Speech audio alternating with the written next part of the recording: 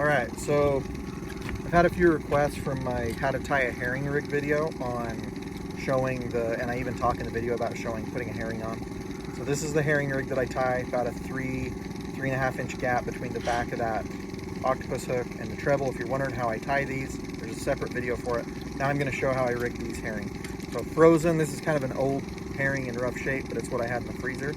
So I take the octopus or circle hook and I hook it either right through the eye or right behind the eye, and just basically like that.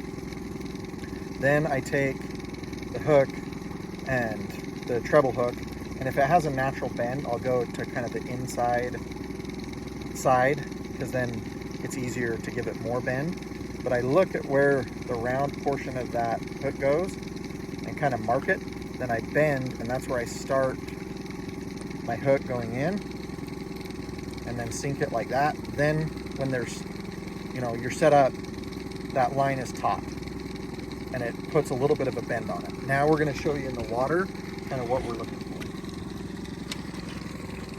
for. So I run a triangle flasher in front of it most of the time, and basically so that flasher's spinning, and then see how that herring is spinning nice and tight. Here, I'll bring it up in front of the rod. So it's spinning nice and tight, basically inside of a tennis ball. A good friend of mine said that's kind of what you're targeting.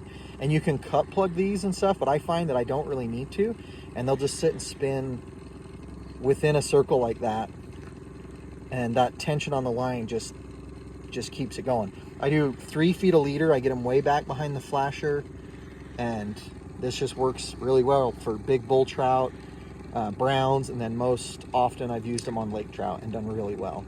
So, all right, that is a herring rig. Let me know if you have any questions about these. Speeds, I usually run them pretty slow, 1.5 miles an hour average, sometimes up to 1.8, even 2, and then as slow as 1.1. But does really well. You can run other flashers or dodgers in front of them, but I've generally used these triangles and done pretty well. So, all right, there we go. I hope this works for you. We'll catch you later, and fish on.